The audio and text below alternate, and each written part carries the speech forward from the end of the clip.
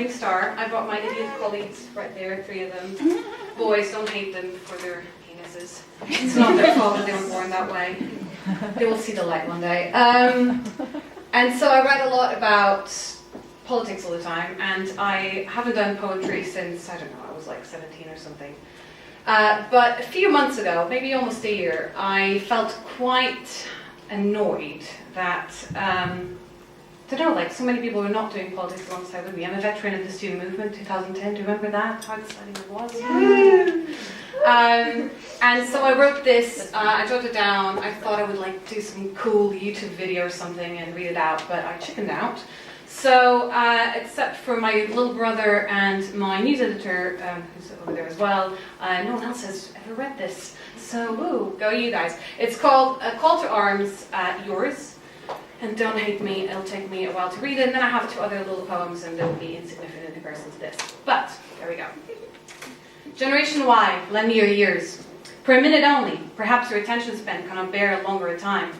We who do things in a hurry, read 120 characters only, and WhatsApp, rather than grab a coffee and chat, because time is money, and of both we're short. For a few minutes at least, listen to this. Are you not fed up of heading to work in a crowded bus or train, schlepping yourself all the way to a desk that you're barely allowed to call yours? For even if you can, put up the pictures of your mom and your Pat and a little fake plant and that poster of Glastonbury 2008, the last one you were able to make, because even if you were to be the first on that queue that lasts 45 seconds till all the tickets are gone, well, could you really afford it? That desk, as I say, who is to know if tomorrow you came to work and your job is still there?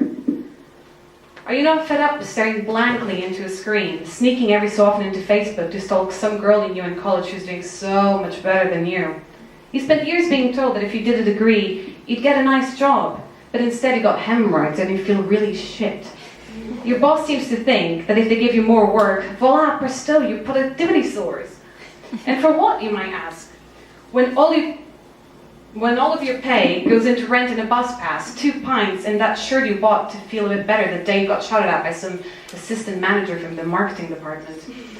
And as things go, you know you'll never be able to get your own place. Not rent, let alone think of topping up the education loan you're still paying off, with a mortgage so crippling, your kids will be struggling with it well after you're dead. And what kids, if you live with 5 other randoms well into your 50s, still bickering about unwashed dishes and unflushed loos, you're better off with your parents, at least there's free food. Your taxes get higher because you don't earn so little that you have to work 2 jobs to only afford a living decent enough not to starve. And your pay stays the same, no matter how much ass you kiss, how many late nights you put in, damaging relationships you barely put together because you don't really have the time to date. And when you get a hernia from all the stress you've been through, when you faint during rush hour because you can't eat or sleep with all the anxiety, the healthcare you once knew you'd get free at point of delivery is now being charged at a cost you can't muster. Not that the cash goes to any nurses either. The bags in their eyes, you recognize those. Just like you, they're overworked. And any hope of a pension at the age of 65, you can say goodbye to. If you're lucky, you will look short of 82. And then, pumped with pills and drops and the like, you can stay at home and watch TV till you die, because you don't have the money to travel either. So listen to me, Generation Y.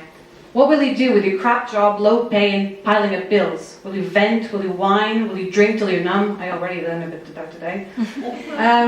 What will you do about privatized health? About paying more taxes when Topshop pays none? What will you do when children as young as 2 are buried in debt just for going to school? Will you cry? Will you laugh? Will you punch someone?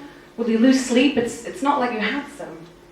Or will you take action, hold your head up high, and take to the streets and organize? Organize. You still think protests are bonkers? Just another field trip for hippies and slackers? What do you think teachers are striking about? Like you, they can't stand having to work until 5 in the morning, never knowing if that contract will renew.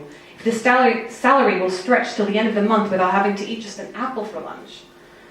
The tube doesn't stop just to upset your commute. It stops because those who make it work won't go silent and just let the mayor and some CEO get away with bonuses of millions while they handle always more work.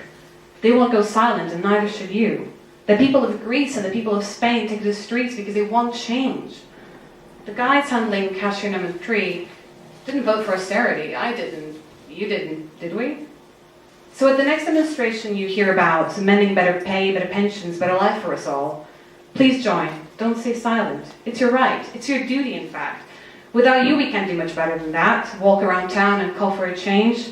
In our thousands, though, we can make it happen. Look at Scotland. Do you think such a movement hasn't changed anything? Go visit Glasgow and see what they think. Look at all the things we got when we put our will together. The vote, the weekend, growing equality irrespective of gender, of race or religion. The power of will can not only claim, but also save what we have and improve and regain. So be bold, be brave, and do yourself a favor. Whatever you do, just do not stay silent.